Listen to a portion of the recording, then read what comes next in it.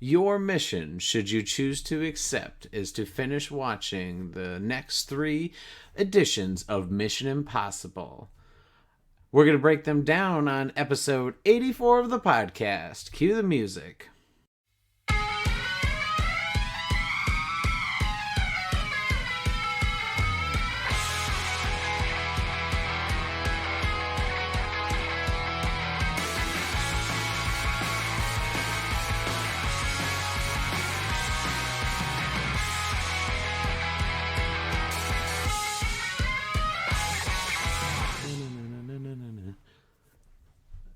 Welcome, everyone, to the Entertainment Buffet podcast. I'm one of your hosts, Brandon Prosek. And I'm another one of your hosts, Jessica Kwazz.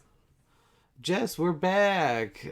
Talking about the good old Tom Cruise wanting to kill himself on camera for us. Yes, we're back talking about that crazy, crazy man. Yep. So if you guys listened to episode 82 of the podcast, we broke down Mission Impossibles 1, 2, and 3.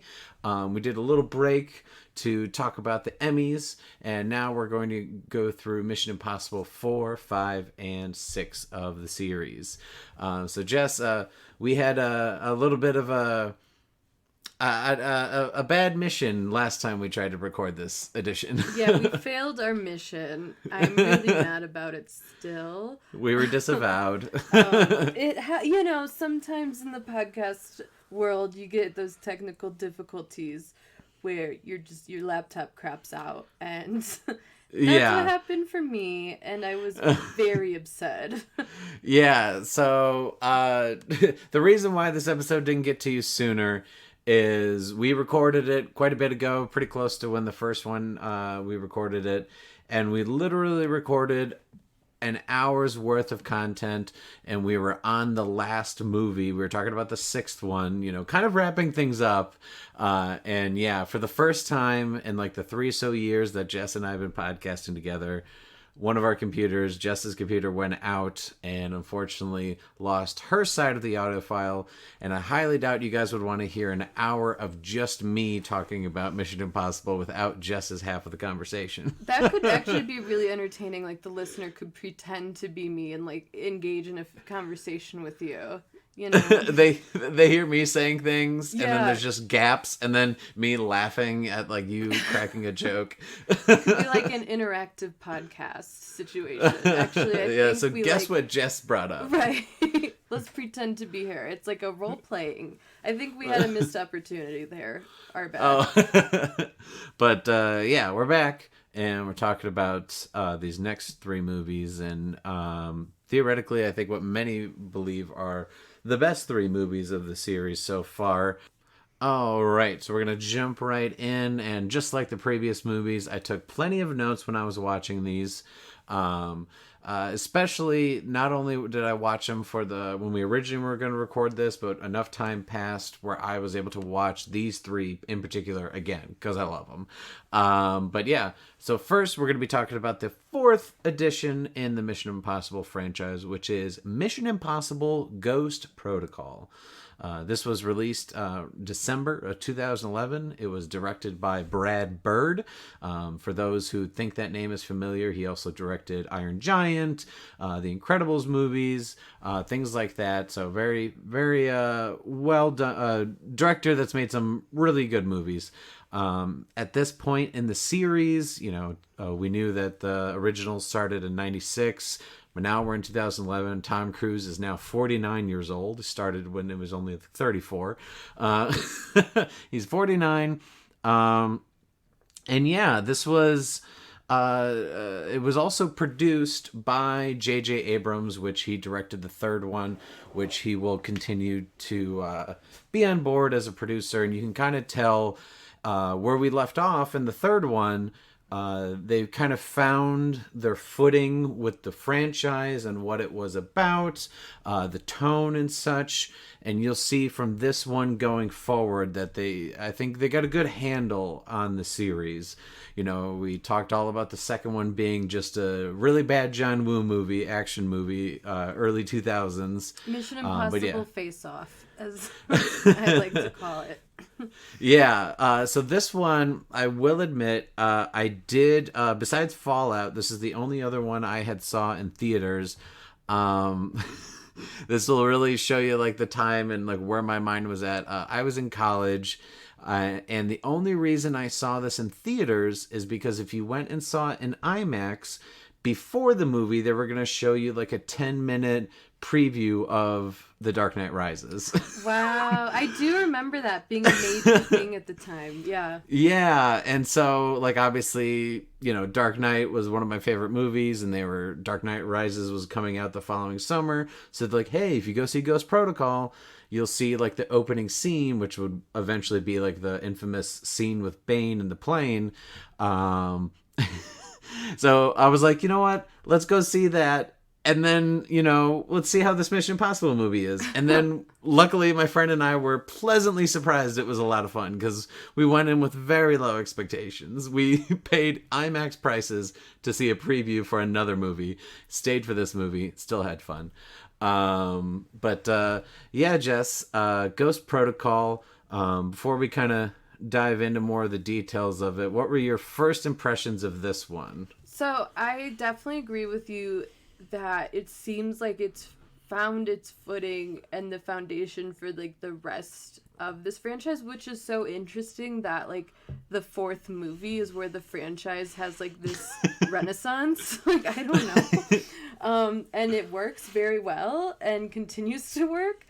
Yeah, it's just like the action and the choreography and the shots are just on a completely different level as the first three.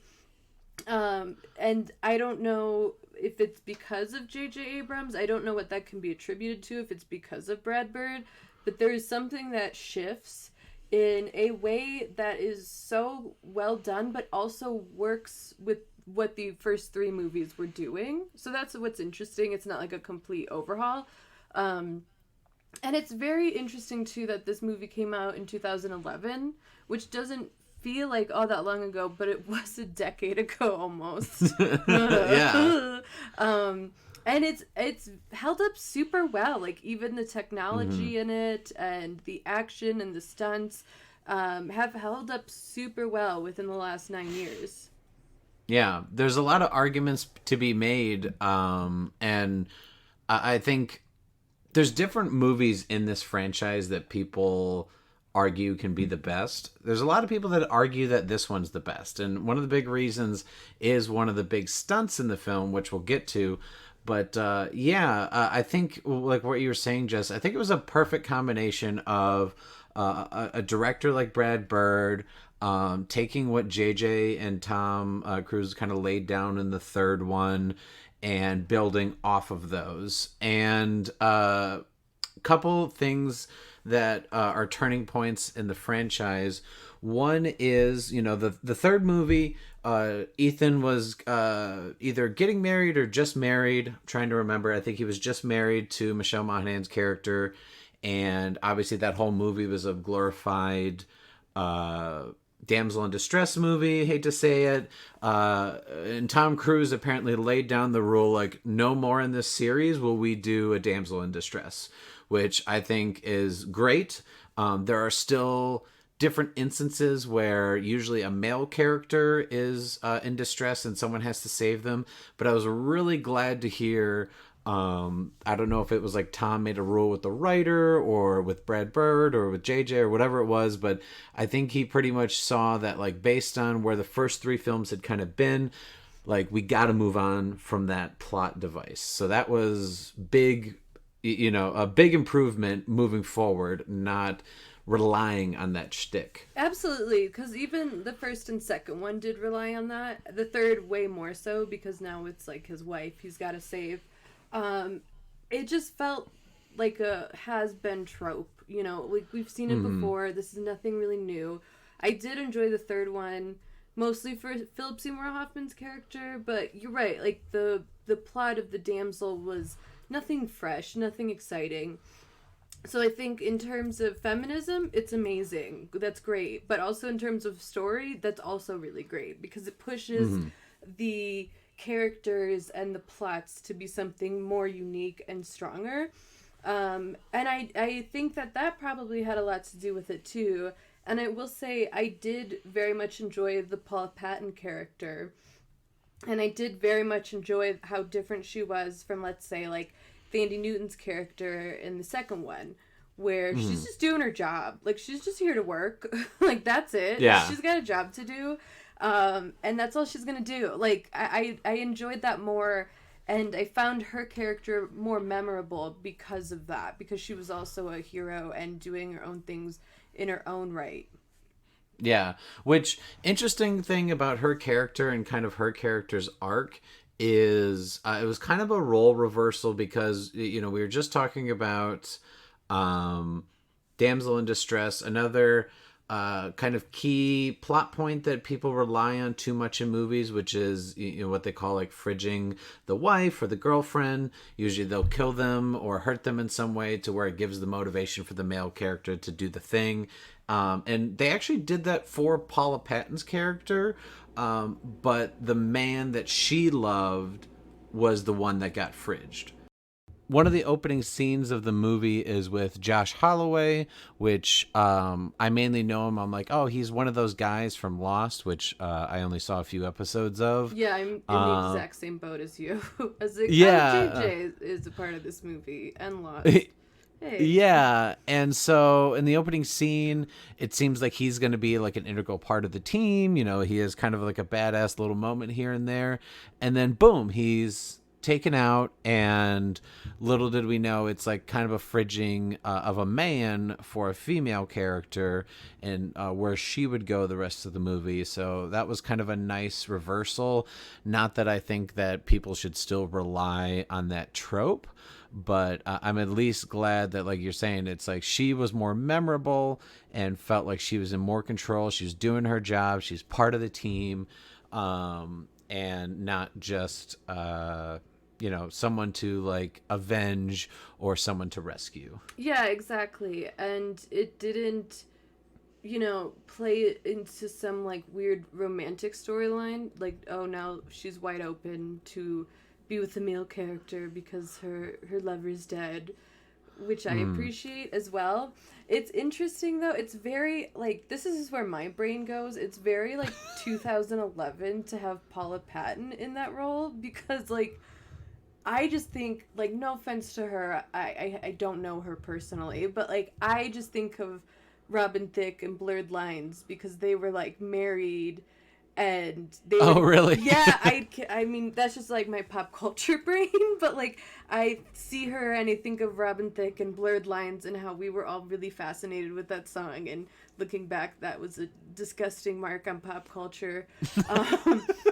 And then his follow-up album to that was called For Paula, and it was a bunch of songs to her because he cheated on her and felt bad about it. So, more you know. That's what I thought about while watching Mission Impossible 4. I also have to say, and this is small, but I really appreciate this. At one point, Paula Patton's about to do, I forget what, because it's been a minute since I've seen these now, but she's about to do some real action. She's about to go in on something. And before she starts running and fighting and doing her thing, she takes off her high heels and goes for it. And I have to say, one of my biggest gripes with like action movies that women are in is them running and doing intense things in heels. I can barely walk downstairs in heels, so don't tell me you're gonna fight in heels. So to see her rip them off and then get into action got me so excited. Yeah, and actually something I did notice with a character in one of the other movies as well, later one of these. So it's funny that became like, I wonder if that's something that they decided like, yeah, well, that's not a thing we're gonna do. We're not gonna pull, even though this was years before, Bryce Dallas Howard in Jurassic World, where she was doing all these insane running scenes in heels. That drove me crazy. Is like, come on. It made me hate the whole movie. But you're right, they do it again later, and I definitely clocked it, and I was definitely excited about it, because it was another female character, and to me, that is just like the most realistic part of Mission Impossible, is she takes her heels off before she does stuff. Like, thank you. Yeah. So, a couple other notes about this one. This is the only movie that Ving Rhames isn't really a supporting character in this. He is just in a cameo in the end. So the only one in the series that he's not fully in. However, who does return to the series and become more of an integral role is Simon Pegg, who he was more of just like a supporting like few scenes in Mission Impossible 3, but they bring him in. He's a field agent now. He's still providing some great comic relief. I think he works with Tom Cruise really well, because Tom Cruise is clearly the veteran and like more badass and does all the crazy stunts, and like Simon Pegg is like the new he's like the tech guy who was able to be qualified for the field. And I think it's a great dynamic, also great growth of his character from where he was in the previous movie.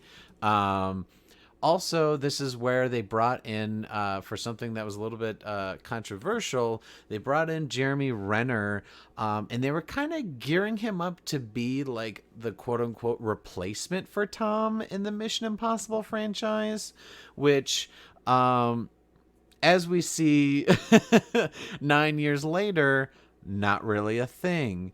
Because from what I understand, and I don't know this like fully, but somewhere during the filming, I think there was a time where either Tom and like the director, I think they were trying to see like, something about this like isn't working. I think they were just realizing that the whole idea of trying to kind of slide things over to Jeremy Renner felt weird, and so that's where Tom brought in Christopher McQuarrie, who had written on a lot of films from him. He's most notable. He won the Best Original Screenplay for Usual Suspects in the 90s, but he was also a writer-director. Started writing and kind of almost being like Tom Cruise's personal writer on a lot of movies like Valkyrie and I think Jack Reacher and some other ones where he would kind of come in and fix things that Tom needed help with, which what a gig to get. Right. And he's the guy that we'll talk a little bit more later. He would take over as the director for 5 and 6. So interesting that he kind of came into 4, kind of helped fix some things. And the idea that they were thinking Tom was getting too old because he's 49 and like, let's maybe give the series to Jeremy Renner, which it's funny, like 2011, they're trying to give him Mission Impossible franchise. Also, I just looked it up. It was 2012 when they were trying to give him the Bourne franchise. I was just going to say, like, that's really strange because he was like the Bourne replacement guy. That didn't end up working. And before that, they tried to have him be the Mission Impossible replacement guy, and that didn't work either. So, I don't know, poor Jeremy. He's not quite there. And then, like around 6 months after this comes out, like he's going to be Hawkeye in the Avengers, and then he's going to be in all of those movies. So it's just so interesting for like Jeremy Renner kind of had like this renaissance where... where they wanted to kind of have him take over franchises for older actors, but that didn't work, and they realized like, no, we can still kind of piece this together and he could still be a character, but like he's not gonna take over for Tom. Like Tom's like and Ethan Hunt are like the heart of the series, and so interesting note on that. The villain in this is not really anyone that's noteworthy. We had a lot of praise for Philip Seymour Hoffman in the third one. It's not anyone that they're not in it that much, this villain, and also it's just very generic. And so what I liked is, opposed to it just being about a villain, one of the key things that worked for me in this one was it's more about the team and like the conflicts they have as a team. And obviously like what the title of the movie is, Ghost Protocol, which is they're blamed for an issue that happens in the movie, and like the entire IMF Mission Impossible force is disavowed. And so pretty much Tom Cruise, Jeremy Renner, Paula Patton, Simon Pegg, they're in like this carrier train, and it's just like, look, whatever we have in this train and like what we have with each other, like we are the IMF basically. Like there's no backup. There's no one to help extract us from dangerous situations. Like, we're all on our own, and there's conflict between the team. And I think it was just something that really made it work, because instead of being about just the villain or like damsel in distress, this one focused more on the conflict within the team, working together as a unit to try to save the day. Yeah, I would say the villain is probably like the least memorable part of this movie, just because, like you said, it's more focused on the team, and that makes for a very like interesting other layer of conflict on top of like fighting a villain or getting to a villain. And I enjoyed that much more than your typical like good guy versus bad guy situation. And I would say too, I mean this in like the best way possible, the plot is actually sort of convoluted, but it almost just doesn't matter. Like, that's how I felt watching it. Like, at times I was like, okay, wait, how did we get here again? Like, what does this guy mean? Whatever. But it was still like incredibly enjoyable to watch because of the dynamics of all the characters, coupled with like this new type of action and choreography and shot composition in the franchise that, like, to me, and I very rarely feel this way about movies, like, the plot didn't matter so much. Like, I was just having a great time. And yeah, I enjoyed this like weird, almost like isolation of like, they're on their own, they only have so many resources, they can only do this like a very narrowed way, and they, you know, Tom Cruise's character can't just rely on like the whole backing of a huge group of a government official coming for him. It's just like him and 4 people, and that's it. And that's what was really interesting and fun to watch. Yeah. Which to kind of talk about some of the stunts in this movie, or like, let's just talk about like the big stunt in the movie. I'm pretty sure it's the tallest building in the world, if I'm correct. And yeah, in Dubai. And it's just amazing, and I'll never forget seeing that on the IMAX screen. Yeah, I bet that was gorgeous. And there's a couple things I enjoyed about this sequence. One is it's clearly something that they used in advertising to get people to come to the theater to see, like, look at this crazy thing that Tom Cruise is doing. And it's not the big final thing, you know, it's in the second act and kind of around the middle of the movie, which the reason why I appreciate this is, like, you know, like, let's think about some of the big movies that you know, big action movies that come out nowadays, such as like the Marvel movies. It's usually, you know, some action sequences here and there, and then like it all leads to a really big action sequence, which is fine, but it becomes formulaic, especially when they reveal what some of the final sequences look like. So they knew that by showing this in the previews, like, people know it's coming. Don't save it for the very end, because it's not like a secret. It's something that's in the middle, and then there's still some great action later on. There's a lot of kind of tense things, like they're juggling like 3 little things right at the end to try to, you know, stop the bomb and blah blah blah. And it's a lot of fun. It's very entertaining. But I just appreciated that not only is it in the middle of the movie, but also they kind of sprinkled in some comedy with it. Like, yes, Tom Cruise and Ethan do these crazy things, but he's also not perfect at them. Like, there's a moment where he is basically trying to swing back down to the way he came, and he's like, it's not quite long enough. And Jeremy Renner's like, it's too short. And like, Tom Cruise is just like, no shit. And like the glove that he's using to climb the wall is kind of like malfunctioning.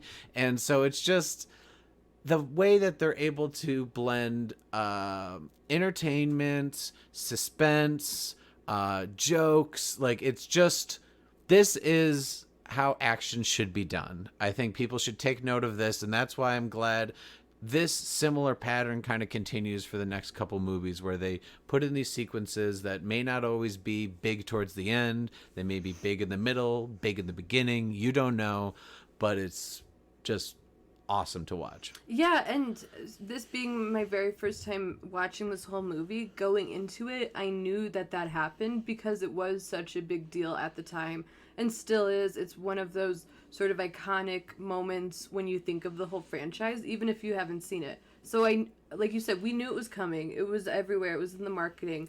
But it was still incredibly entertaining to watch. And as someone who hates heights, I was also very tense watching it, just knowing, like, I knew Tom Cruise survived and he's fine and alive, but it was still just like, how? I can't even stand next to the window out there. Like, that's horrifying what you're doing. And so I think it was just like the appreciation of the practicality of it all also is what makes it so enjoyable. Even if you've seen a clip of it a million times, it's still fascinating to watch. And you're right, it's not the only action sequence. It's probably the biggest in terms of the scale and what the production did, but there were just so many more fight sequences or action sequences or car crashes or whatever that were just so beautiful that it was like they're all sort of equal in a way because they all look stunning. This one just so happens to be on the world's tallest building, and Tom Cruise just happens to be running on it. Like, okay. Yeah. But yeah, I would say it was definitely like the highlight of the movie, just again because of what they did and how they pulled it off. Yeah, for sure. And yeah, so anyway, kind of wrapping up this movie, one thing I forgot to mention before, a through line from the third movie was, yes, Michelle Monaghan's character was the wife, and something that they kind of teased throughout the movie is that she may have been killed, which, like, I think for some people who watched the third one were watching it and kind of like, wait, so we spent all movie trying to save her and now she's going to, like, die off screen? Only to reveal at the end that she's still alive. She's just in hiding, and like really only Tom Cruise knows where she is, and like they just can't be together because of what happened with the last one. So for those who are following along, that's where they kind of like left that story. But yeah, overall, clearly out of the first four, this is the best one. So like my current ranking of the series from the four that we've discussed is the worst one is 2, then the original, then 3, and 4 is the best. Yeah, I would completely agree with that lineup. Yeah, just because of the quality is pretty apparent that 4th is the best one out of the first 4 and the second one is the worst quality. And yeah, I would say absolutely 1 follows right behind 2, 3, and then 4. Yeah, completely agree with you. All right. Well, that was Mission Impossible Ghost Protocol. Now we're going to move on to the 5th movie in the series, which is Mission Impossible Rogue Nation, that came out in 2015. This one was directed by previously mentioned Christopher McQuarrie. At this point, Tom Cruise is now 53. Remember when we thought he was too old for the one that came out 4 years prior? Well, he's back and doing even crazier things. Yeah, so this one, Ving Rhames is back. Jeremy Renner comes back, more of kind of a supporting role. Simon Pegg is back, and we introduce Alec Baldwin's character, who is a CIA person that is after Tom Cruise. And we introduce a character that's going to be in the next 2 films, which is Rebecca Ferguson. So before we kind of dive into more details, that is a rundown of some of the information. And one thing that I also have to mention that kind of repeats from the last film is Ghost Protocol was basically like the entire IMF was disavowed. In the 5th one, pretty much the same thing happens where the IMF is disavowed and like under investigation by the CIA, and so Tom Cruise is pretty much on his own. So they kind of repeat that storyline. So what did you think of both that plot point and just kind of first impressions of Rogue Nation? So overall, I think it's similar to 4, where it's just the action is more elevated, the choreography is a little more elevated than 4.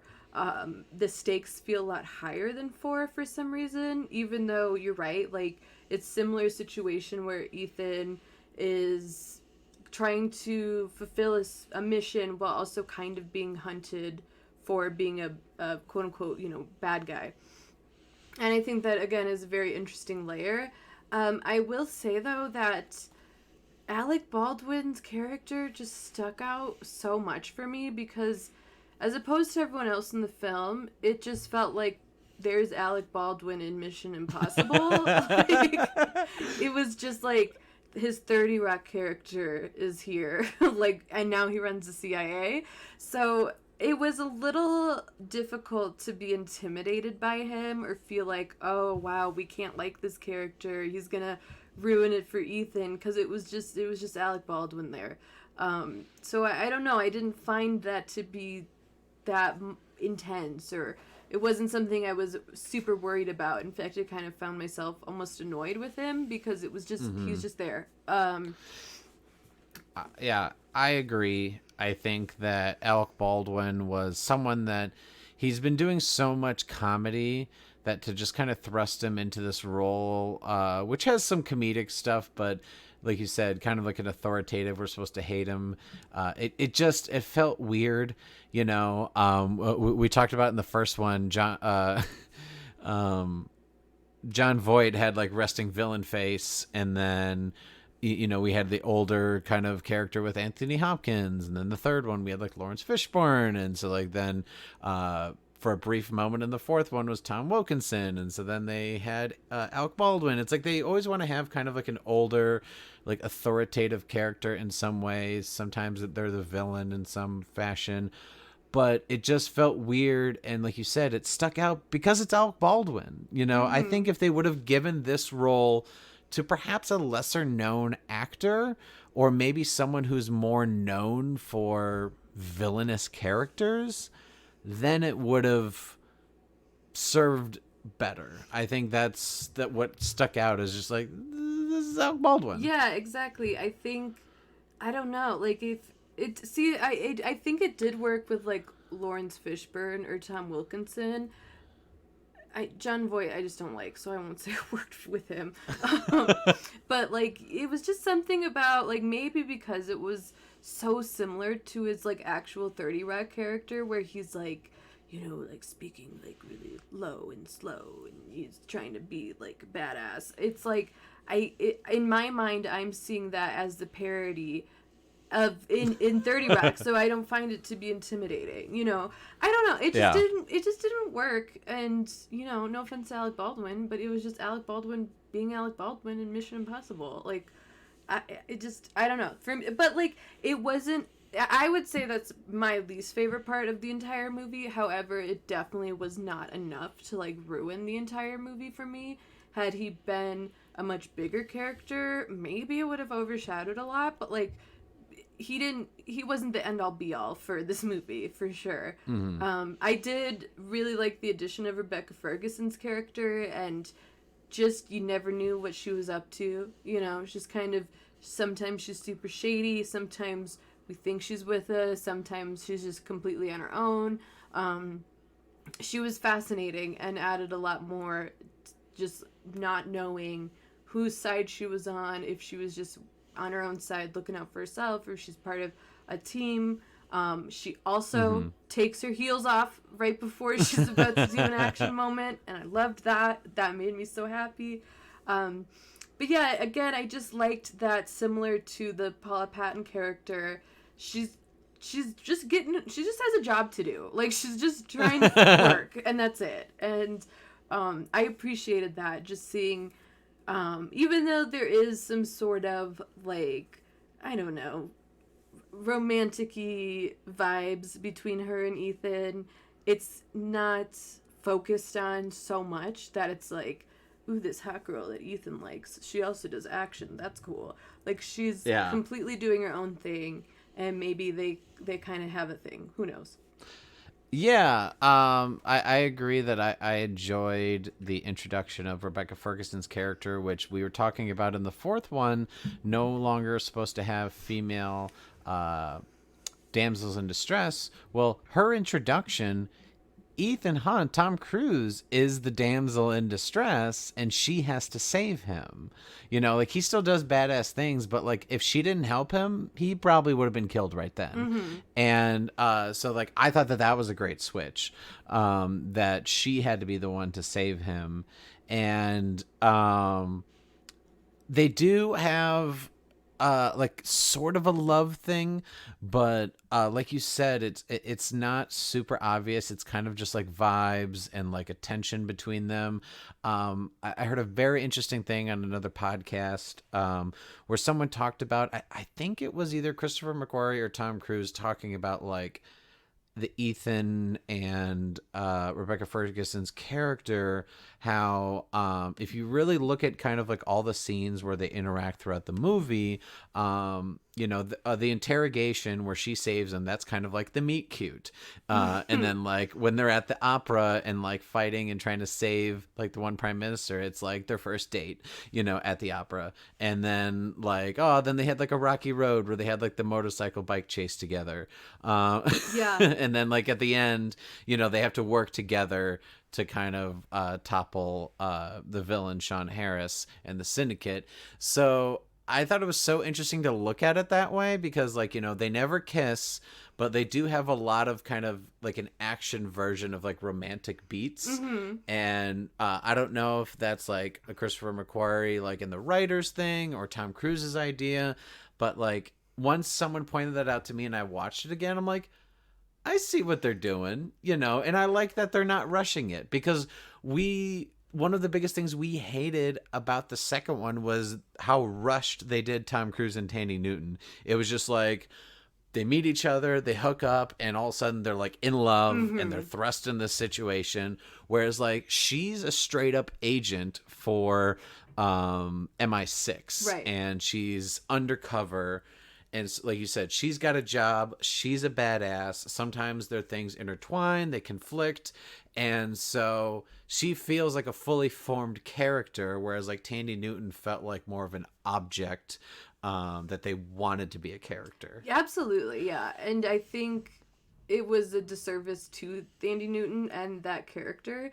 And I think what's interesting about this movie and this situation is it, like you said, it can read like an actual like rom-com points, or it totally doesn't. Like it's kind of like you see what you want to see. If you see like this like romantic tension that's there, cool. If not, maybe she's just manipulating his ass to get stuff done. You know, it's like an Mm-hmm. ink blot almost, which I think is really much more fascinating than your typical like, oh wow, they fell in love and now they're doing action and now he's got to save her. That's boring. What's interesting Yeah. is like we don't know what she's up to. Why did she help him? Why is she not helping him now? Like, do they like each Yeah. other? Or is she just trying to get something? Or what? Like, Oh, what's there's happening? a double cross, Double and cross. like then they're together, and so yeah, it's a lot of fun. Um, so a couple other things I wanted to bring up. Yeah, I mentioned earlier the CIA disavows the IMF. So like the kind of one of the conflicts for this one is, you know, Ethan is obsessed with finding the syndicate, which is he's led to believe that it's a group of a bunch of disavowed agents across the world who are presumed dead, who are all kind of band together and just like causing terror throughout the world. And I thought that was a very interesting idea, that it's like, yeah, well, they've always teased the idea of people being disavowed from the IMF. Well, what if all these agencies just like disavowed people and they were presumed dead? Like, yeah, wouldn't some of them be pissed off? So the reason why Alec Baldwin's character in the CIA are going after Ethan is because they believe that he made up the syndicate. So when it comes to the syndicate, we know we're introduced to Sean Harris, his villain character, in one of the opening scenes, like during the this is your mission, should you choose to accept it. They did a twist where the syndicate kind of infiltrated that mission message, and then like that's where they kidnapped Ethan. So they show you the villain right away. It's not a mystery. We just don't know who he is. We know what he looks like. And I'm curious, Jess, Philip Seymour Hoffman has a high bar to clear, but what did you think of Sean Harris as the villain with the Syndicate, Solomon Lane? So I think that introduction is amazing, and it brings this intensity right away, and it draws you in. You want to know, like, what's he up to, what's going on, because like you said, the beginning where Ethan gets his mission, and we know the iconic line, should you choose to accept it. We're used to the formula of that, and for them to play around with that and kind of pull the rug out from under us and actually have the villain infiltrate that and kidnap him was really different and really fascinating, and kind of felt like out of left field. So you're in it right away. Mm-hmm. So I think that introduction alone really stood out from maybe every other villain moment we had in this series, because it just was so different. I will say I was more into the full idea and the full formation of the Syndicate as opposed to Sean Harris's character, because I found the idea of a huge group of villains much more terrifying than the guy that's kind of running it, if that makes sense. Mm-hmm. And then at that point, it's almost like the fake news of it all. Like, you don't know what to believe with these people. So is the Syndicate actually like terrible people, or are they like Ethan, where they are presumed to be villains? So I just found that dynamic a lot more fascinating than this like one particular character. I will say what I did very much enjoy about this villain was that he wasn't so much involved in the action as he was in mind games of it all. So we're not seeing him and Ethan really like fight and go at it. Instead, it is this mental dynamic between the two and fighting each other in that way, which I found to also be very fresh and different for a typical villain in this franchise. So, Jess, what you're saying is you didn't want Sean Harris and Tom Cruise to fight on a beach where they ride their motorcycles at one another, leap into the air, and tackle one another, and then those motorcycles explode. The second one handled that so well that we don't need that ever again. It's iconic, and the second one, let's not even try. You can't ever top that one. Leave it where it is. Yeah, So these Mission Impossible movies are all over the world. Where these ones took place, they're in Vienna, Austria. They're in Casablanca, Morocco, and they're also in London. So I as always, I enjoy that they don't stick to like the same kind of places, that these take place all over the world.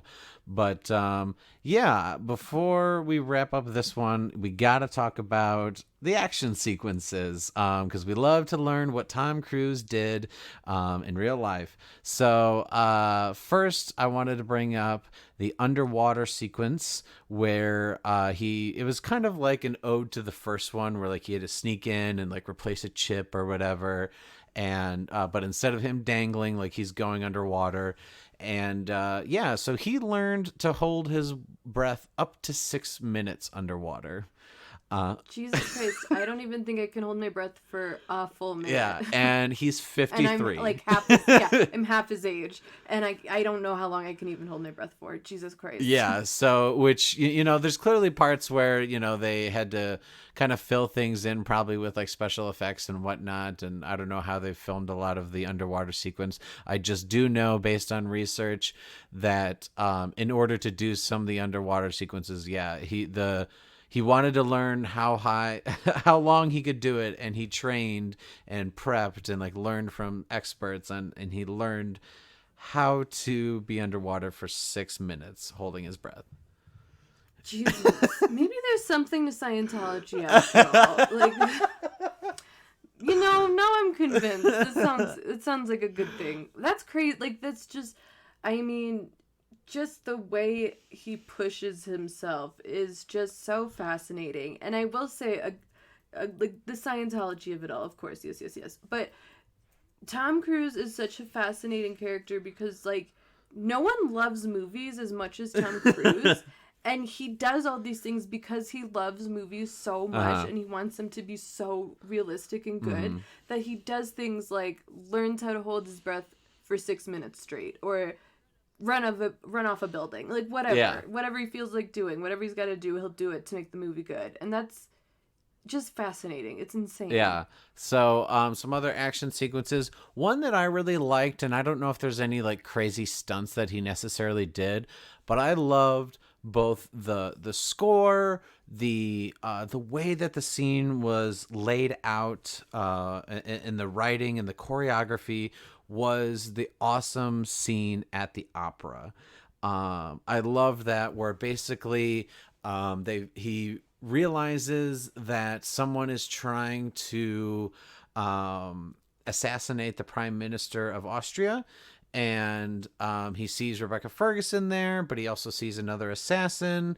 But then he sees like a third assassin, and he fights the one, gets one of the guns, which is like a musical instrument disguising as a gun. And there's this awesome moment where he's like aims the gun at like the guy, then Rebecca Ferguson, then he looks at the Prime Minister, and like he doesn't know what to do. So he shoots the Prime Minister in the arm so that they miss their shots to shoot him. And I was just like, one, that is just so cool. And then like the fight sequences that he has like up on the scaffolding, like during the show and like while the opera's going, him and Rebecca Ferguson are in like these nice outfits for the opera.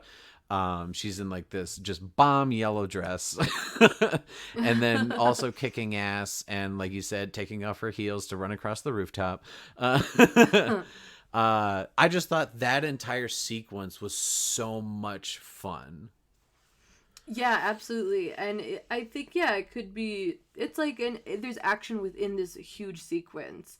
And also what made it really fun to watch too was that at this point, the CIA's after him. He's on his own. He's been disavowed. He brings Simon Pegg into it. But Ethan on his own is orchestrating the whole thing. And I think that's also what makes it feel like the stakes are higher, because he's doing it on his own. There's no real backup to come in. Exactly. He's got to figure it out. And I think that also adds a lot to it. And then, like this is, I guess, spoilers, but, if you haven't seen it, go see it. But like all this happens where like he is able to get the Prime Minister. He shoots him in the arm so that like they rush him out. He thinks they're safe, and then only for an explosion to go off and kill the Prime Minister anyway, like leaving the theater. I was like, that was another example of like how genius Sean Harris's character was. That not only did he have like 2-3 different assassins ready to go. One of the assassins was to make sure that Rebecca Ferguson did her job. And then even if that all fails, there's a bomb in the car. It's just like, oh fuck. Like we thought he was going to save the day, and nope, still kills the Prime Minister. Absolutely. And that's, again, it's like another rug pulled out from under us, where the typical trope is like, he did it, yay, everything's fine, and then immediately like, oh, that was all for nothing. Damn it. That was all for nothing. Yeah. So that was one action sequence. There was more though, one of which was the amazing motorcycle chase in I believe that was in Morocco, where he and where Tom Cruise is doing it without the helmet because he needs you to know that he's doing it, and he's doing insane biking where he's like leaning, almost looks like he's sideways on the bike, to where like there's one part where he like is leaning so far over on a turn that he like scrapes his knee, and it's just like and like that was probably planned. He probably had like a knee pad or whatever, but like that entire sequence is so nuts.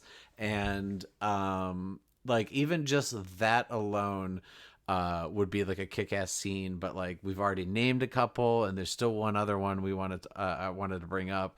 So yeah, it's funny how in the second movie we made so much fun of that motorcycle sequence because like there's a lot of kind of cheesy action and explosions with it, and like here's a motorcycle sequence that's done well.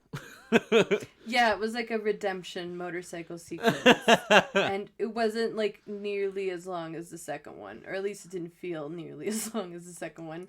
It was like, okay, yeah, whoops, let's redo it. And yeah, just I like, to me personally, I find situations like that in action movies almost to be like annoying. Like, I don't need to see another motorcycle chase. I get it, but for this one it was just done so well, and the whole movement of the entire thing, where he was in relation to everything else going on, was what made it so fascinating as well. Like, how he's driving throughout this particular world that he's in right now, what's going on around him, made it so much more exciting than just like your typical run-of-the-mill motorcycle chase. Yeah, it was so thrilling, and I was watching it with some other people, and like during the whole sequence, I'm just like, he's really doing this.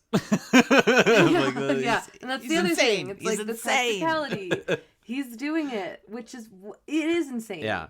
So wear a helmet, Tom. the last action sequence I got to bring up, which actually they decided to throw in some trailers and also opened the movie with it, which is Tom Cruise hanging off the side of a plane.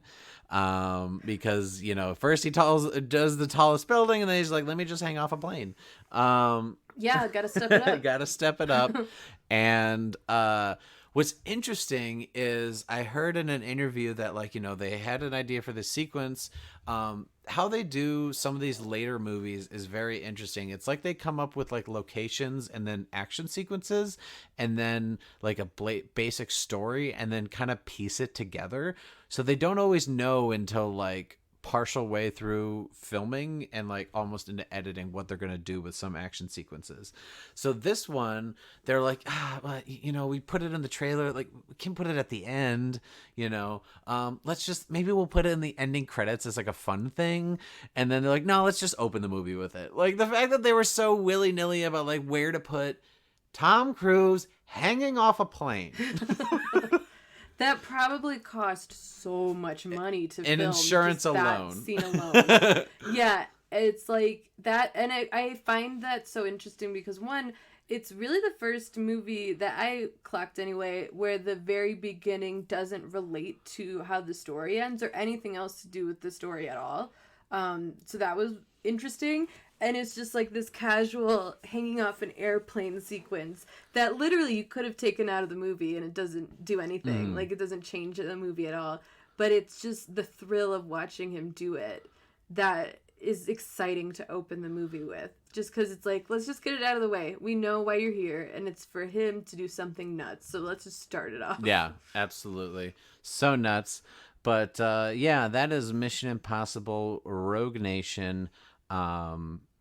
You didn't have anything else you wanted to say for this one, right? I mean, I also find it very interesting that with all these amazing action sequences, at the end, the resolution, going back to the mental warfare of it all, ends with a very intense mind game that is just as fascinating to watch as like the motorcycle chase. So I find that to be really interesting about this movie is that they can handle both intense action scenes and just characters talking and playing with each other just as well, and it's just as fascinating. Absolutely. So yeah, note to just make sure to take out that other transition because yeah, I want to keep all this in. Yeah, I'd completely agree because like I said with Ghost Protocol, I don't think we should always save the big action sequence for the end, and they totally didn't do that with this either. They put it at the beginning. They put some other stuff throughout with the motorcycle sequence, the underwater sequence, the opera sequence, all those sequences. And then, like you said, the end is more mind games. And sure, there's still like some fights and some shootouts and such, but for the most part, it's mainly how is he going to outsmart the guy that's been outsmarting him since the beginning. And there are like emotional stakes as well. And yeah, it just like it's funny because like there even becomes a sequence where like basically he proves to Alec Baldwin that he's innocent, and but then it's still not over because they still got to go save Simon Pegg. And so it's almost like there's a couple different resolutions, and like you said, it's all mental. It's not just a big shootout or a big explosion sequence. It's how can he outsmart the smart. Exactly, and I think that while we know they can handle the big end action sequences very well, it's really cool to see them do something more subdued, but is equally as exciting and entertaining and just as satisfying at the end. Yeah. I think, and that's very interesting too for this franchise. They're still not relying on tropes anymore. They're pushing it and doing new things and challenging the idea of an action movie. Mm-hmm. And I find that to be why I think I am more like into Mission Impossible as opposed to other action franchises, because they do something different, especially 4 through 6. It's something almost a little different every time, and I really enjoy that. Absolutely. Continuing to pushing itself even 20 some years later. So that is Mission Impossible Rogue Nation, which my current ranking of this series would then go, as you probably guessed it, second movie is the worst, then the original movie, then 3, then 4, which is Ghost Protocol, and then Rogue Nation at this point is the best of the series. Yeah, I think I'd have to agree with you. Yeah. Just yeah. I mean, like, it's tough because 4 and 5 are so good, but 5 is just like a step better, just a little bit more. I agree. A little more fine-tuned. Yeah, I think it's because they took the tone and a lot of the kind of action from 4, and then brought in someone like McQuarrie, who's known for his writing, to kind of fine-tune the stakes and the story and the drama underneath all of the great action sequences. And then obviously bringing in Rebecca Ferguson and so forth. It just so much fun. Rogue Nation, the best so far. But that's leading us to the final of the series currently. Bear in mind they are making 7 and 8 at the same time. This is Mission Impossible Fallout. This one came out in 2018, also directed by Christopher McQuarrie. First time a director returned to the director's seat, and he's going to be directing 7 and 8 as well. Tom is now 56. And and Simon Pegg is back. Ving Rhames is back. Jeremy Renner is not back because he was filming the Avengers Infinity War / Endgame movies. Alec Baldwin is back, though. Don't you worry. Rebecca Ferguson is back. Sean Harris is back, and new additions to the cast include Angela Bassett and Henry Cavill. So yeah, Jess, first impressions going into the last movie of the series so far. Okay, so just a little behind the scenes of our podcast. Usually because I'm such a weirdo, I take very extensive notes. Even if I know the topic very well, I will write out a lot of notes. For this very specific episode, I did not do that, and I am going off of my first reaction notes while watching it, and I have no other notes. It's just my stream of conscious while watching the movies, and I wish you could see these notes because they are so stupid. Like, what? Like, I don't even remember what half of these thoughts actually were, but in terms of the cast, my notes are Alec Baldwin seems better, ? So apparently he bothered me far less in this movie. I don't know why. Then literally right after that, in all caps, I have Angela Bassett did not know she was in this. I was very excited about her. And then I have the bathroom fight. Incredible. Henry Cavill is a beast. I also wrote Vanessa Kirby needs to be in more things. And then I also wrote, and I don't know why, I couldn't tell you why this happened, but I also wrote, I find myself annoyed with Rebecca Ferguson's character. um, and that's what I thought about the cast. That's what my thoughts were at the moment. I will say though, like, I really do enjoy the repeats of having characters come back, because as much as it is so enjoyable to have Tom Cruise as the lead, he can't like be it. We need to, like, I like having the Simon Pegg and the Ving Rhames, and now Rebecca Ferguson, like, almost it's like seeing your friends again. It's like a happy reunion where you get excited to see them, and it feels more of like an attachment to these people and to what's happening to them. So I just like the bigger role that Ving Rhames specifically had, because I just really enjoy him. Yeah. Oh wait, complete sidebar. I'm so sorry. But I just found this out, and I like literally just found this out a few days ago, and I think it's just the sweetest thing. So in 1993, Ving Rhames, no, I lied. In 1998, Ving Rhames won a Golden Globe for Best Actor in a TV miniseries, where he played Don King only in America. Okay, he won. It's Golden Globes 1998, and he actually went on stage and was like, "No, I'm gonna give this award to Jack Lemmon, because I think he was better." And he was like, literally, he was like, I want to give this to you, Jack Lemmon. Come up here. Like, this is yours. And, like, literally was like, no, you take it. Stanislavski said, love the art in yourself, not yourself in the art. And I love the art in all of you here. And is Mr. Jack Lemmon here? Is he here?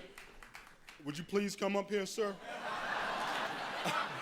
I feel that being an artist is about giving, and I'd like to give this to you, Mr. Jack Lemmon.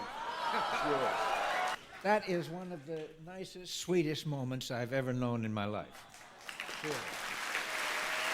It was just really sweet, where he's just like, you deserve it. It's yours, pal. And then, like, afterwards, Jack Lemmon supposedly was like, no, you take it. Like, I don't need this. And he's like, no, you take it. No, I want you to have it. And Jack Lemmon, like, yeah, walked away with it that night. But I love that. I love that so much. And I just think he's wonderful. Good to know. Which one thing that was, I've been talking about throughout the series, which is, now that Tom Cruise was like in his mid-30s for the first film. Now it's 2018. He's 56. Ving Rhames for this one is 58. Feels 58. I'm sorry. Like I like you said, I love him too. He's great in pretty much everything I've seen him in. But it's something that, like, Tom Cruise, we joke he must take the same, like, serum that, like, Paul Rudd and Jennifer Aniston and Jennifer Lopez, like, a lot of these people take, and, like, they're just the same age for, like, 30-40 years.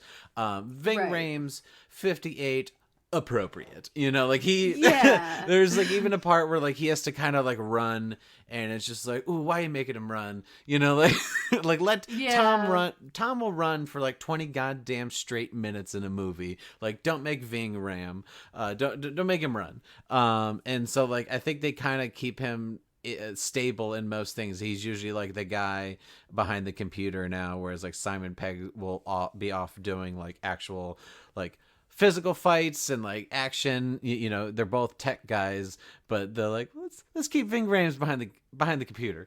Let's put him there. He's almost 60, and he is almost 60. Yeah. So I almost like appreciate that juxtaposition of like, here's Tom Cruise. We don't know about him, but here's a normal human being right next to him. Yeah. And here's real life. And I appreciate that. Because, I mean, even though, he's almost 60. He's still killing it. And Ving Rhames, like, still is doing it. But you're right. He's almost 60. Yeah, and I don't mean it in a disrespectful way. It's just he looks his age. Whereas Tom looks 15 to 20 years younger, and they're 2 years apart. You know, like it's mind-boggling. Yeah. But anyway, so like you were saying, I enjoyed that a lot of people came back. It seemed like usually people only don't come back because of like film scheduling conflicts. Like that's why Jeremy Renner didn't come back. I really liked the addition of Henry Cavill. I think it made me look at him a totally different way, because like he's kind of, to some people, known as just the guy who plays Superman in the new DC EU movies. Yeah. And fun fact behind the scene thing that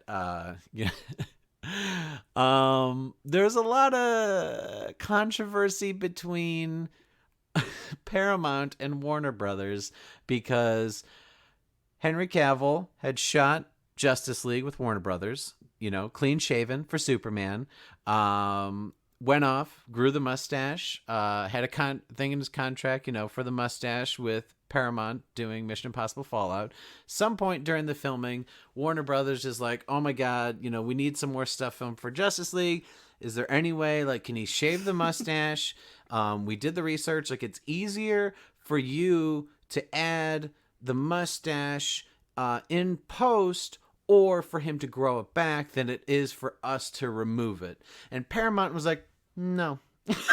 Like, because they were either going to have to spend the money to add the mustache for some scenes, which they said, like, no, the cameras we're shooting on, like, for the action sequences, that's not going to work at all. Also, we're not going to halt production for like 3-4 weeks for him to like grow a damn mustache back.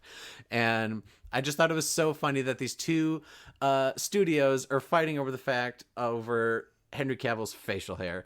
And we all saw what happened in, I didn't see Justice League, but I've seen the clips where they had to CGI out the mustache, which I just said, you know what?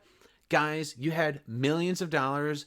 Get what you need to film the first time, because you know Henry Cavill's got a busy schedule. He's not just going to drop anything to be ready for your reshoots. Like, shoot it right the first time. Maybe have the script be better. Take longer on the script, and you wouldn't have had this problem.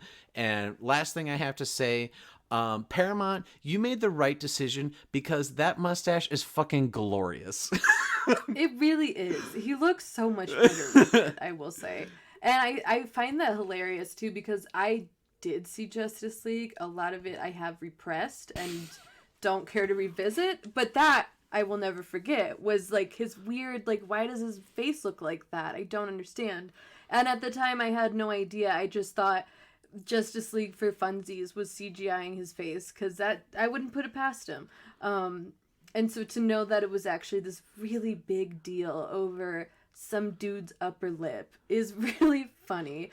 And just how much money was riding for both movies over a mustache. Yeah, well, it's nuts. Apparently, like, the visual effects people like reached out to, I think, some people with Christopher McQuarrie, kind of like, hey, like, so here's the deal. And like Christopher McQuarrie, I think, was going to be a little bit nicer about it. Like, yeah, we'll like rearrange some shooting and, like, you know, halt it for a few weeks. But then all of a sudden they did the math and like, oh wait, no, if we halt for a few weeks, that's going to cost like $3 million or, you know, something insane. And all of a sudden it like reached higher up in the food chain at Paramount and they're like, no, like, keep his fucking mustache. And so these two high studios are having to battle over millions of dollars over just a mustache. But like I said, I think that mustache is worth a few $1 million, because goddamn, it looks great. Sorry for that sidebar, but I just find it so funny. And honestly, like I said, when you see something like Justice League and then you see Fallout, as a movie, just quality wise, and also just how he looked in it and everything, right decision. You know, I would have been really upset if like most of Fallout was amazing and then they would have had like a bad CGI adding of a mustache, or they would have had to go reshoot stuff and have him shave it or something. Like, it just, Fallout is amazing, and that's all I'm going to do is be praising Fallout, honestly, because really the only bad thing I can say about it is I wasn't a fan of Alec Baldwin in this. Alec Baldwin is... I mean, I wasn't either, but for some reason I felt like he seemed better. I don't know why. I think it's... I wrote a question mark next to it, though, so I clearly wasn't really solid in that belief. Well, I think it's because he's in less of it. And Yeah. also he became the secretary of the IMF at the end of the fifth one. So like he's on their side, but there's a sequence where he's in a brief fight with Henry Cavill. And I'm like, this is way too long. This should last 2 seconds because it's Henry fucking Cavill. The mustache would kill Baldwin alone. And like, sure enough, spoilers, he does kill Alec Baldwin by stabbing him. But it just, to me, it like lasted way too long. I'm like, he has no chance against Henry Cavill. Like we saw him in the bathroom fight sequence where he just like cocked his arms like he was loading like bullets into like guns. He's just like, duh, duh. You know, like there's a moment in the trailer. Look up the Mission Impossible Fallout trailer, which I love that trailer. There's literally a part where he's just like, huh, huh, you know, like he. Oh yeah, and that became a gif that was everywhere. Like I knew that moment before I knew anything else about the movie, but it still made going back to like the marketing and seeing these things, it still was so fascinating to see in the movie itself. And he's a beast. He's a beast. And I will say, I was one of those people who only knew him as Superman and thought he was a gorgeous human being, and that was kind of it. Yeah. And then seeing him in this, it's like, it's interesting because Superman, you would think, would be the thing. You get Superman, you are elevated to a status, but really I think it was this that like really solidified him as being a serious actor and someone actually respected and liked. For sure. So I know we've kind of had some like sidebars, but like getting back to it, like where the story kind of this is one of the first movies that there's been through lines in some of the other movies, but this was the first one where it seemed like it actually was a continuation of the previous movie, which makes sense. Same director, where it finished where like they caught Solomon Lane, Sean Harris's character. You know, they didn't kill him off. Apparently Sean Harris wanted to be killed off, not because he didn't like the movies. I think he was just worried that he was going to be strung along into a bunch of them. And he's caught. It seems like the syndicate isn't quite like done yet though. Like they're still out there, and now there's like some remaining members. They're called like the Apostles. And it's been, I think they say in the movie, 2 years since the previous movie, like in their timeline. And so they've still been hunting down people involved in the syndicate, these Apostles, but they're very hard because they're all, you know, disavowed agents, and they kind of kept that going. They're after someone named John Lark, who they believe is one of the leader of the Apostles. They don't know, they only know the name. They don't know like what he looks like, until Henry Cavill tries to convince Angela Bassett and the CIA that like, oh, I think it's Hunt, kind of like similar to the fifth one. Like, I think he is part of the syndicate. You know, I think he snapped and he decided to cause the chaos, but then also save the day from the chaos. And only to reveal that, yeah, Henry Cavill is the villain. I liked how they didn't wait too long into the movie to give away that he's the villain. Like, I don't think they tried to make it some big twist. It's actually a very subtle moment where they reveal it, but, like, I just think that I appreciated, like, they didn't try to do like they did in the first one with John Voight, where they wait till the very last action sequence.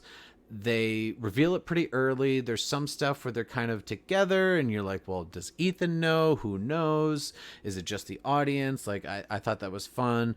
And then sure enough, they trick him and he reveals himself, where this was another moment where they kind of made fun of the masks, which is a trope throughout the series, is like someone ripping off the mask. And it was like Simon Pegg as Sean Harris's character, and then realizes that Henry Cavill gives himself up and like rips off the mask, and it's Simon Pegg, and he's like, oh, God damn it, you know. And I just love that they continue the mask thing, but also kind of make fun of it.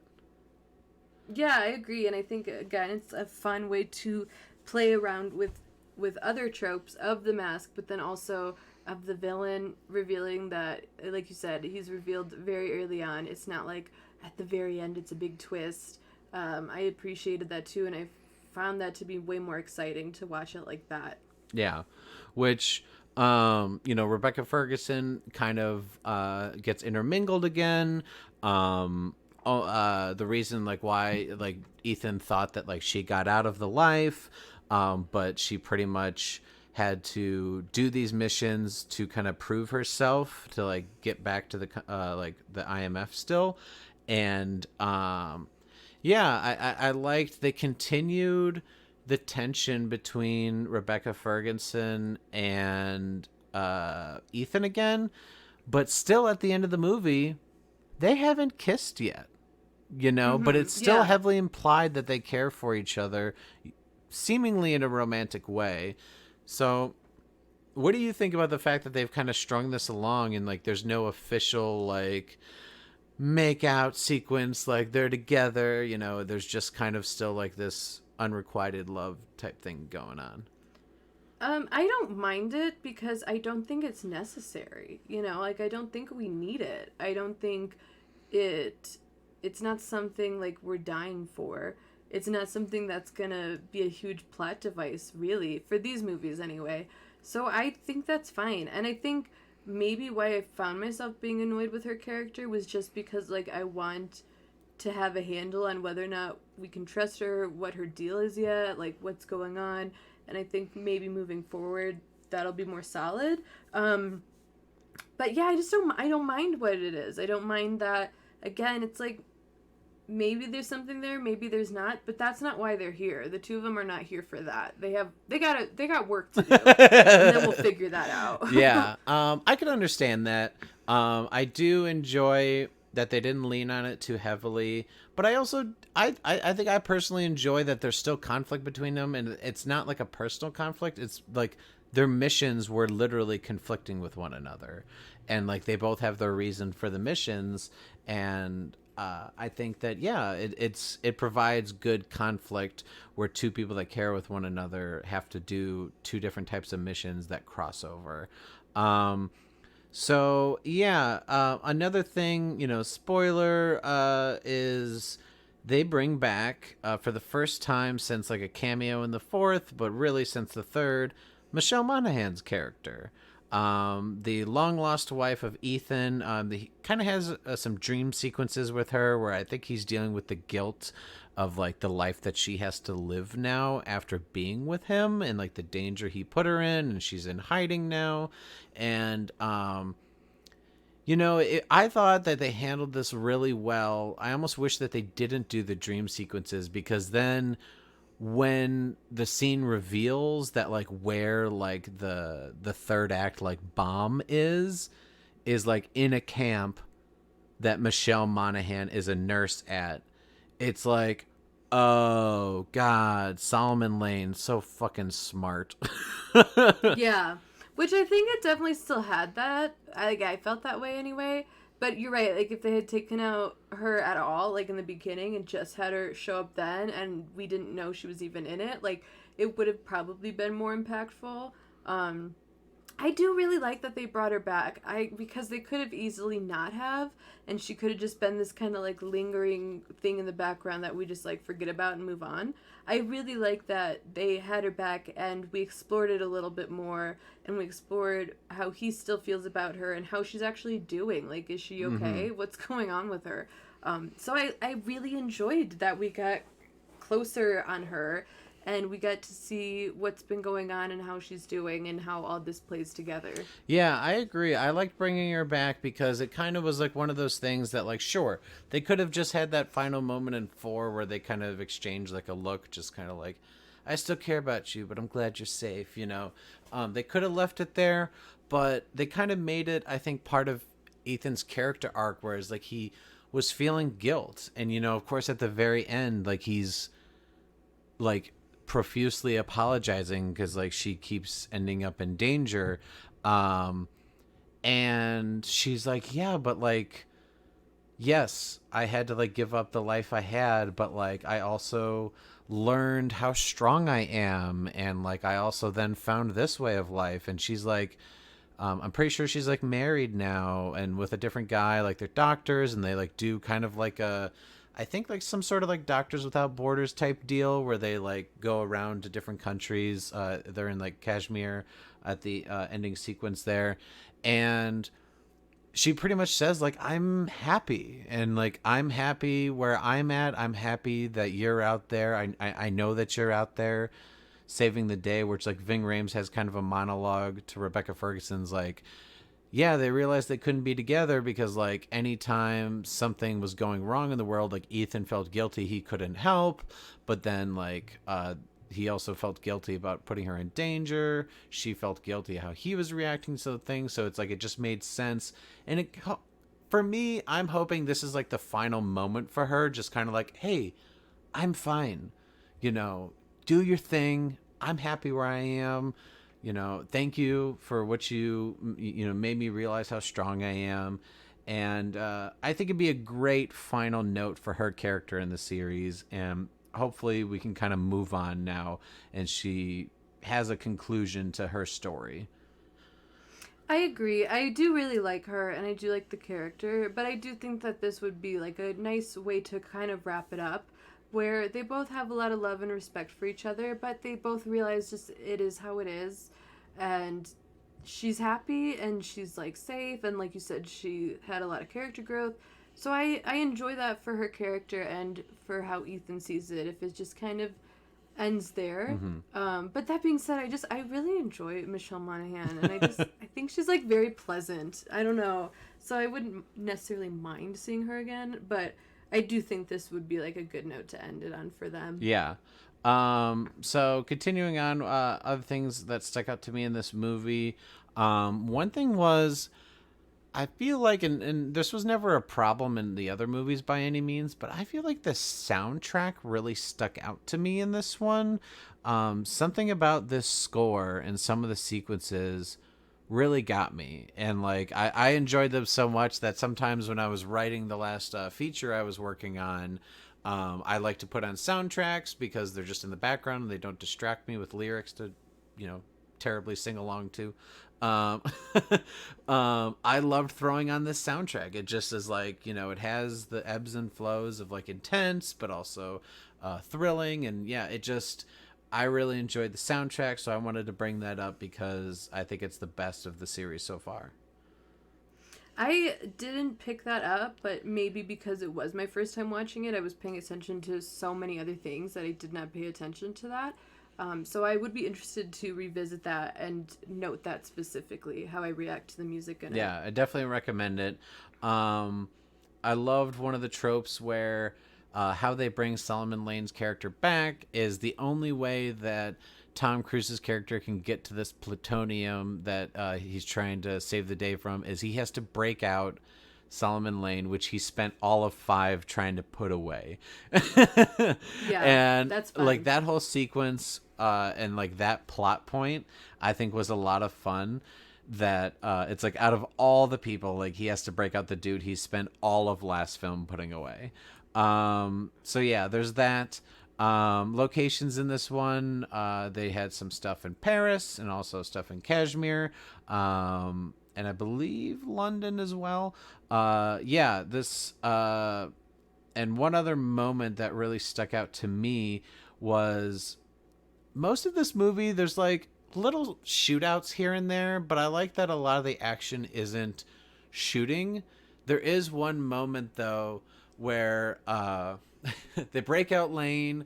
A lot of this stuff is happening, like motorcycle sequence, and all of a sudden they open the doors and there's like a cop like right there like writing a ticket, and they like look incredibly suspicious.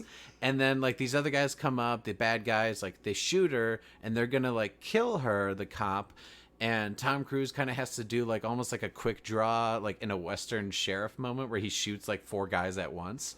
And I just think that it's like, yeah, we don't need a bunch of shootout sequences, but it's cool to have just a little moment like this where he only does it to defend this cop that was going to get killed. Yeah, that was a fun moment. And it was very like, I mean, it's weird to say a simple shootout, but in terms of this movie, I guess it is like just this quick little pew pew moment that was very satisfying. Yeah, pew pew. Pew pew. So to list out the insane action sequences, we brought up earlier, there's an incredible fight sequence with Henry Cavill loading his arms for punching in a bathroom sequence. It's like this movie has a bit of all the kinds of action where it's like they have the awesome fight hand-to-hand sequence. Then they have a motorcycle sequence where Tom Cruise does some more riding around without a helmet, where he's like going into oncoming traffic and he's in like this super crowded area. They even have a part where his bike hits and he flies over the curb like into the camera. Yeah, so it's like they got a motorcycle sequence. Then they also have a scene which I don't think they advertised at all, and it's just casually towards the beginning, where he jumps out of a plane really high in the air where they're like above the clouds. And they even have a sequence where Henry Cavill's character gets struck by lightning, and so he has to like float over to him to like help put his like oxygen on in time before they crash into the building that they're like parachuting onto. And it's just like another insane sequence that they just throw at the beginning of the film as if it's kind of nothing. Yeah, it's like super casual that they're falling through an entire storm and have to deal with that on top of like parachuting down. Like just whatever. Yeah, exactly. So then there's that.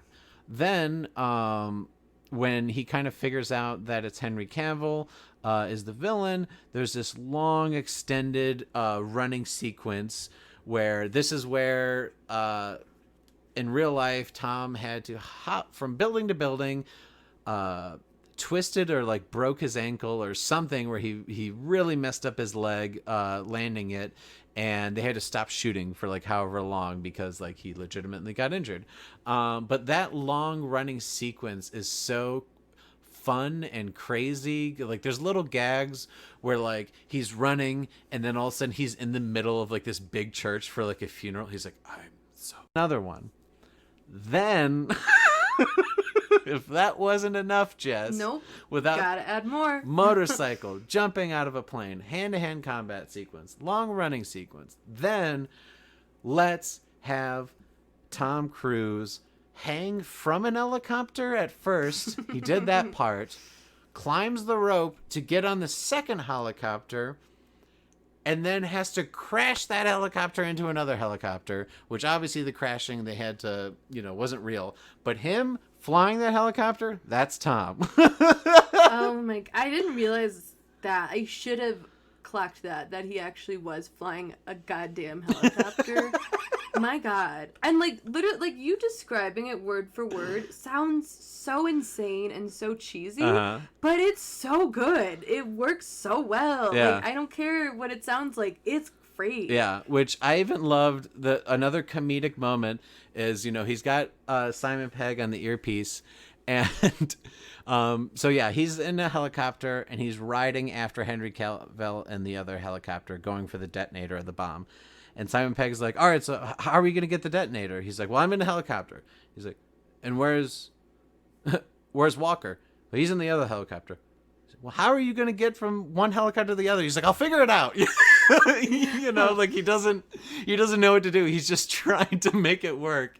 And it's the fact that like Ethan is like improvising this stuff and like figuring it out. There's even like a part where like he's trying to ram it and like Henry Cavill's like, oh my God, he's trying to ram us. Like even Ethan Hunt's character is insane, just like Tom Cruise is. Like there's a moment where he's running after the helicopter and he's like going to climb, and Rebecca Ferguson's like, what is he doing? And Simon Pegg is like, it's fine, I find it best not to look. It just, the fact that he's piloting this fucking helicopter, and then there's a hand-to-hand combat sequence with him and Henry Cavill on the side of a mountain while they're disarming two different bombs. It's like, what the actual fuck? Seriously, and it is kind of mind-boggling to think that after all of this, the most serious injury he had was like he kind of messed up his leg and needed to rest for a few weeks. Like, that's insane. I would be dead if I had to do any of that. One of those things. Yeah. I'd be gone. And just him doing like what? And it's what's so interesting and what I'm so excited for is like, what else can we do? I feel like he's done so much. He's done a building. He's done a plane. He's done a helicopter. Like, is he gonna flying fall and from hanging a off the satellite? helicopter? Flying, hanging off, jumping. Like, what can he do? Like, I don't understand. It's so high octane, but at the same time, it's like I very much enjoy that for 4 through 6. They start to take the action like a little less seriously and make fun of it, but for some reason at the same time it's way more serious in the first 3, if that makes any sense. Like, the stakes are so high and we're kind of giggling at it, but we're also really into it at the same exact moment. So you joked, but I think there is plans or talks for one of these movies for Tom to go to space. No. Oh my god. I'm not joking. Like, I don't know if it'll get cleared or if it'll actually happen, but he may go to space for our entertainment. Because he loves movies so much. He's like, yeah, I'll try it. Yeah, why not? All right. Like, what? Guys, just describing all of the action sequences for this movie alone. And somehow my mind's kind of like actually mushy just thinking about all of them right now. Well, it's like it's so intense during it, and that's why I think I love the score too. It was just like so thrilling. So like now I've seen Fallout in particular, I think 3 times fully through. Once in the theater. This is the only other Mission Impossible movie I saw in theater. It was actually the last movie that worked on my MoviePass card. Oh, wow. Yeah. Throwback. Which, like, that's when everyone's crashed. And, like, I think the theater was just like, fuck it, go ahead. And didn't work after that. But, yeah, it was thrilling in theaters. Then I bought it and I watched it, at least, twice for this podcast. Whew, it is so much fucking fun. I'm pretty sure I put it on like in my top 10 for the 2010s. And obviously this was my favorite of 2018, I believe. So yeah, and I think some people think when you throw this out there that it's just like exaggerating or you're excited or whatever. But no, guys, I think the fact that they also strung a pretty good plot, performances, and all these action sequences together, I think that Mission Impossible Fallout is one of the best action movies ever. Yeah, I completely agree with that. And had I not seen it, I probably thought you were being like over dramatic, because like it's something you really have to see to fully get, and I think you do need to have the relationship with almost the entire series to understand how they got there as well. Mm-hmm. It's interesting though, like going into this and like knowing I was gonna watch all the Mission Impossible movies, I did not think I would enjoy them nearly as much as I did, just because I just thought it was gonna be a typical James Bondy, like same old situation. Mm-hmm. But it's not. And each one tops itself, and this one just feels like I said, I don't know where we go from here, because it feels like this is the top right now of the franchise. It's the best, I think. Yeah. How do we get better? Like, that's, if they get better, my mind's gonna be blown, truly. Yeah, and I think that's the only thing, which is funny because like how many movies, like we talked about, like the reason why I like originally brought up this idea of watching through this franchise in particular was no franchise has gotten better in time. Like, think about how many franchises that when there's like over 20 to 25 years of like time span from like start to like most current, that they're usually worse. You know, like how many, for example, like comedy movies, like they make one and then like 10 or 15 years later, they try to do a sequel that isn't loved, you know, like think about like, for example, like, I know it's not like action, but like they made Anchorman in like 2003 and then they tried to make Anchorman 2 like 10 years later. Bad, you know. Mm-hmm. So many action movies do it as well, where like by the second or third movie it's getting worse. I mean, we even saw it with Dark Knight Rises, you know. We saw it, hasn't quite happened in the Marvel Cinematic Universe, but I just think that it's mind-boggling that not only has it not gotten worse, but it's gotten significantly better, which I think the main problem that this franchise has is not, will it get worse? It's like, can it top itself? Because like the top, just like, you keep thinking they're hitting like a glass ceiling of like, all right, they can't top that. And then they do that. Okay, well, they can't top that. Okay. You can't top that unless Tom actually dies. And then like, we're going to go see what happened to get him killed. He probably has it in his thing. Like, if I die, finish the goddamn movie and put it out. Absolutely. He loves movies so much. Like, you're right. Like, it's with the exception of Mission Impossible 2, which is bad, but also a product of the time. Mm-hmm. Like, that's what action movies were then. Yeah. Other than that, like, they get better with each one. There's not really a lull besides 2, I guess. But, like, if you think about, like, X-Men and how long that franchise was and how good it was, and then it got bad, but then it kind of got good again, and then it got really bad. Like, there hasn't been that kind of trajectory. It's just been upward with Mission Impossible. So it's almost literally impossible to predict where it's going to go from here and what they could even possibly do. Yeah. I don't think you can. I think it's just like, you got to wait and see. And if it's not as good as 7, it doesn't mean, if 7 isn't as good as 6, it doesn't mean it's going to be bad. It just means 6 is so good. Yeah, like, exactly. How do you top that? Like you said, I think what we realized as we've kind of gone through these, 2 episodes, breaking down every movie, like you said, second one is bad, but it's also because like, the director tried to make the movie more his style, and they didn't know what the style of the franchise was. And then like JJ came in with, ironically, his like directorial film debut, brought the franchise to where like, hey, I think it should be more like this. And then Brad Bird's like, okay, I like what you did here. I think we can do it like this. It's like, okay, getting better. And then Christopher McQuarrie is like, all right, I like what you guys did, but I'm also going to fill in a little bit of this. And then Tom is like, while you guys are doing all this, I'm going to keep upping the action. And it just like this formula to, some people like, I think 3's still one of the best. It's like, you're just talking about Philip Seymour Hoffman's villain character. But when you actually look at the movies themselves, not just the action sequences, it literally gets better. And like, I think, I won't try to speak for you, but like, without a doubt, to me, it goes 2, then 1, then 3, then 4, 5, 6. But 4, 5, 6, I can not fault anyone for intermingling some of those, but to me, for sure, 6 is without a doubt the best.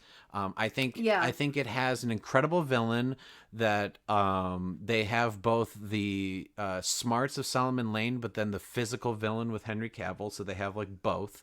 The sequences are batshit crazy. Yeah, it just truly puts together all the stuff that worked with the previous 2. And it's so much fun. I almost want to watch it right now. I know, I was just thinking that. Like, I kind of want to watch it. All right, again. we're gonna do like a live commentary, Jess and I watching Fallout. And it's just gonna be like my notes, where it's like a lot of yelling about really dumb things.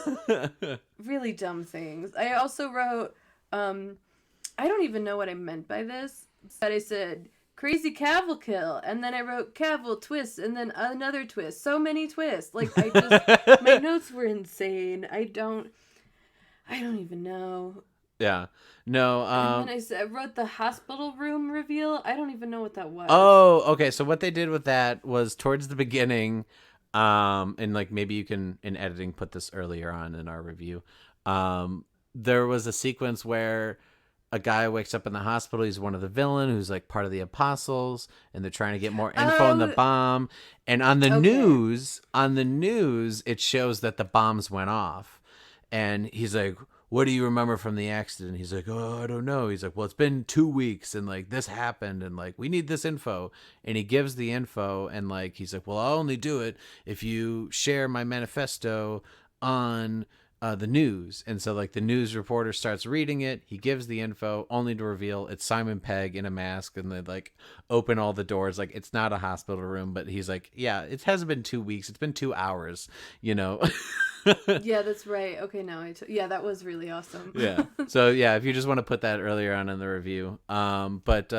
Yeah, Jess, do you agree? What is your final ranking for the 6 films you've seen so far?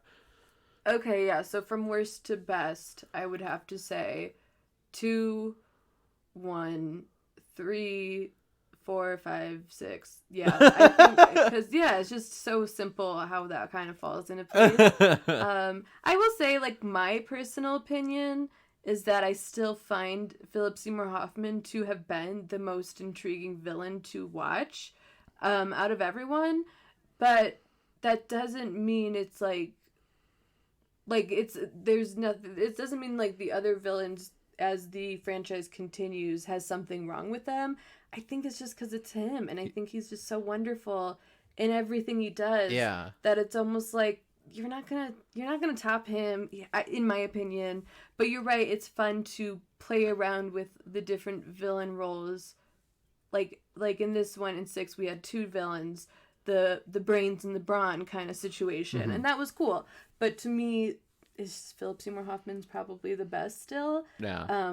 Which is why 3 is like solidly in the middle, because it's just on its own fine, but with him, it's really good. Absolutely. And I could understand if anyone wants to put him at the top for villains for the franchise, but my thing is, just because he's the best villain doesn't mean it's the best movie.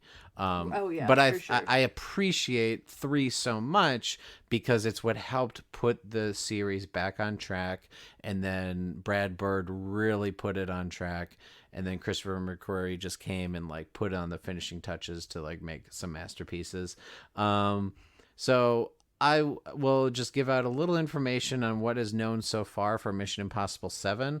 So their plan was to shoot 7 and 8 kind of back to back, which, you know, I don't think had been done before. I think 5 and 6 were like same crew and stuff, but I don't think they were like literally back to back. I think 7 and 8, they're shooting very close together. Obviously Tom Cruise is coming back. He'll be in his 60s by the time these ones come out. Wow. Right? Yeah, wait. No, he was 56 in 2018. It's 2020 right now, so he's 58. And yeah, if it comes out in a year or two, he may be 60, depending on when they get the filming finished. But he's coming back. Ving Rhames is coming back. Simon Pegg's coming back. Rebecca Ferguson's coming back. Vanessa Kirby's coming back. I'm very happy about that. Yeah, and a couple new people that they've announced. And another guy, Henry Czerny, who he was really only in a couple scenes in the first one, but apparently he's coming back, and everyone's like, oh, he's back. It's like, yeah, who cares? I don't remember him.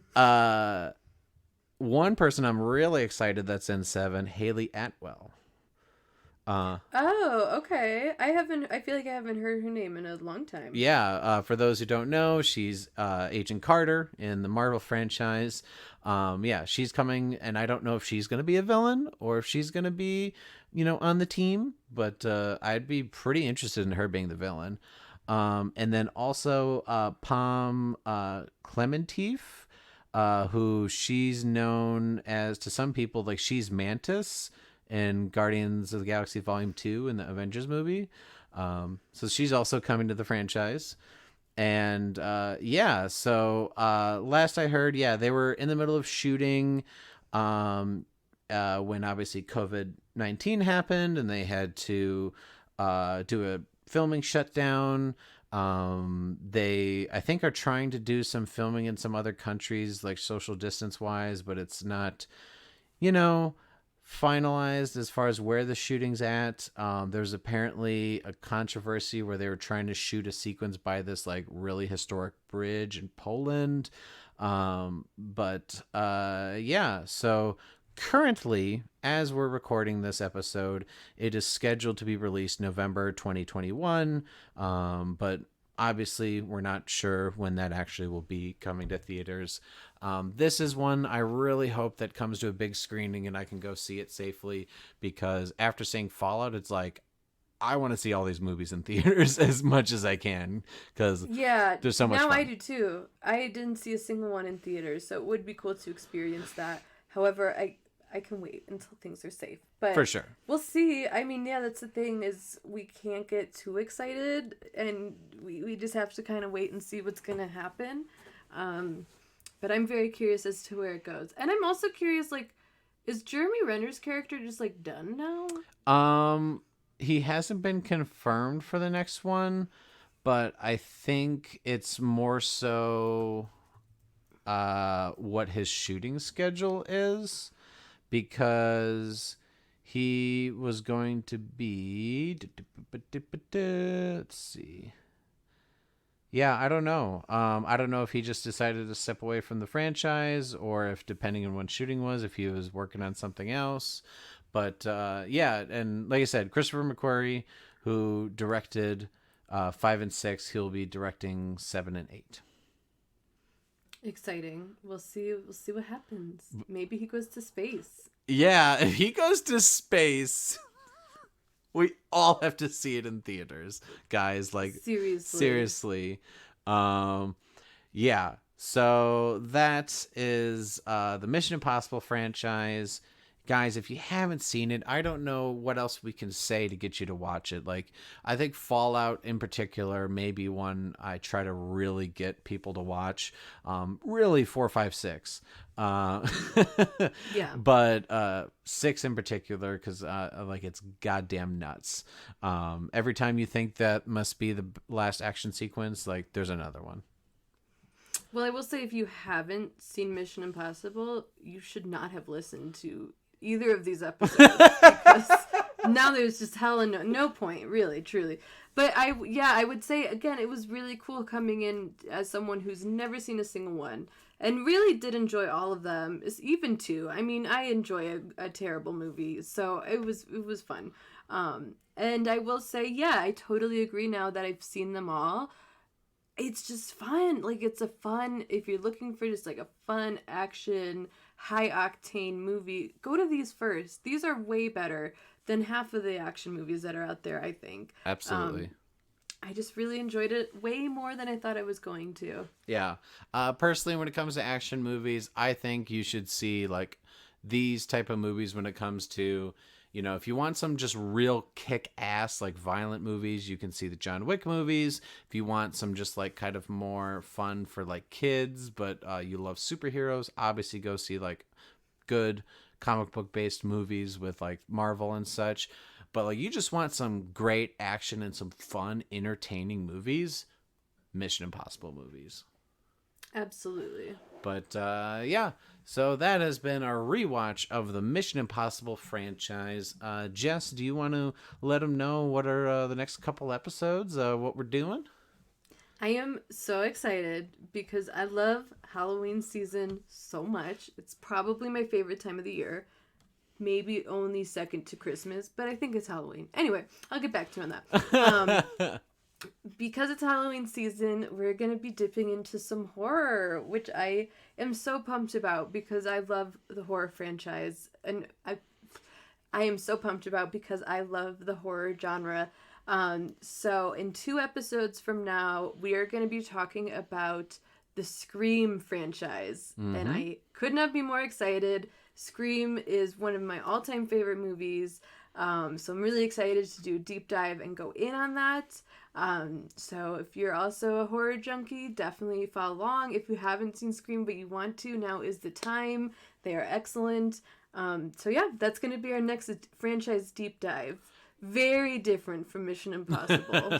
Very different. That's only 4 movies, so we're going to do it in 1 episode. So when we get to episode 86, yeah, for Scream franchise, I will have to say I've only seen Scream 1 through 3 once each, and that may be around 10 years ago. I remember I was in college. Wow. Wow. And I only saw parts of 4, not the full thing.